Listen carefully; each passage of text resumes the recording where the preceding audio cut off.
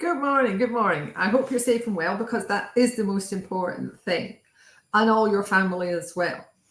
What have we got for you today in chemicals coffee time? Easy for me to say. Well, we've got some big news from GB on the biocides under BPR. Now, what happens is biocides need to be approved for use by themselves and in specific product types. And the approvals that were due to run from the 1st of January this year until the end, I think it is, of 2026. The approval dates for all of those biocides have been postponed until the 31st of January 2027, which is a big deal because it means that people don't need to go through the whole approval process, which is very, very complicated.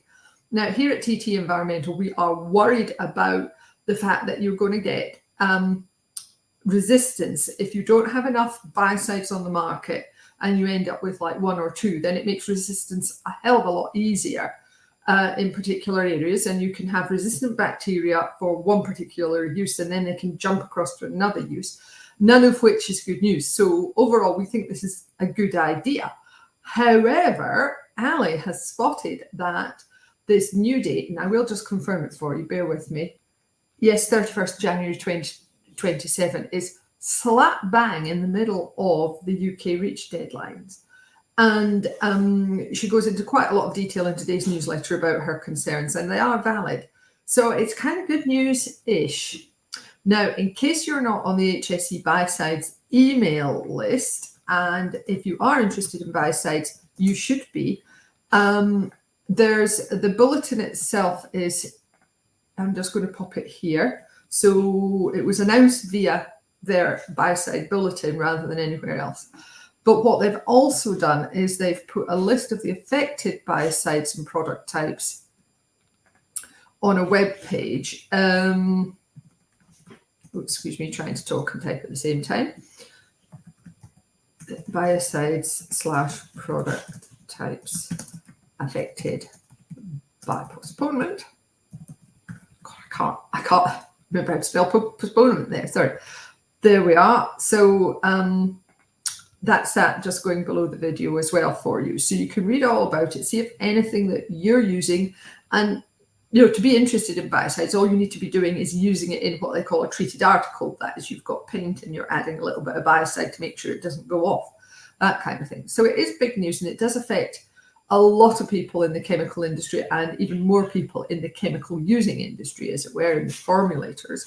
And we do need to keep a close eye on it.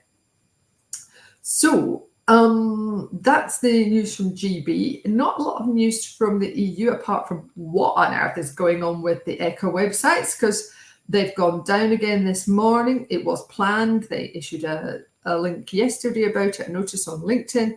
When I posted that, I had a reply from someone who said, actually, they were down on Tuesday as well. So, and this is after being off last weekend completely. So clearly there are a lot of IT issues going on at ECHA.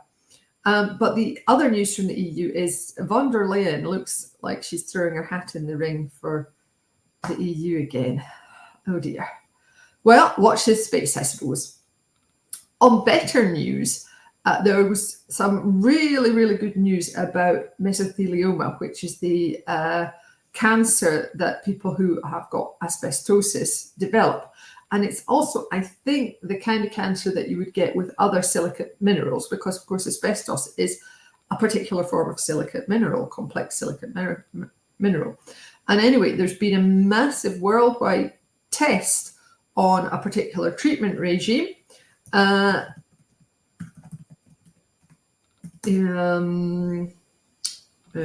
Drug developments, let's say, mesothelioma drug developments. So how come I can say things like mesothelioma and I can't even say it easier? Life.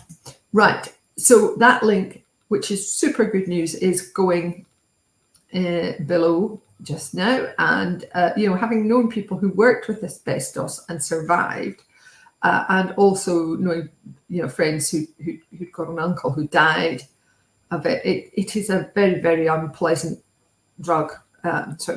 Very unpleasant condition, and this drug offers real hope. So the last thing that we have is our reasons to be cheerful. typing in the background there, sorry. And it's the two Ronnies, and it's Swearbox, with, as you'd expect, a lot of bleeped out words. But I hope those two things cheer you up today as we contemplate yet more bureaucracy from GB and the EU. Now, before I go, I've got to remember to put the link in case you are interested in Chemicals Coffee Time Weekly. You can sign up here, and it is currently free, and it will drop in your inbox every Friday at 9:30 a.m. If you want to see what's in this week's newsletter and you're signing up, you'll have to wait till 9:30 because they come out then, they're published then. But when you sign up using this link, you do get access to all of the archive. There we are. That's the link going in there as well. So I hope you find that useful. So take care of yourselves, and I hope to be able to chat to you again next week.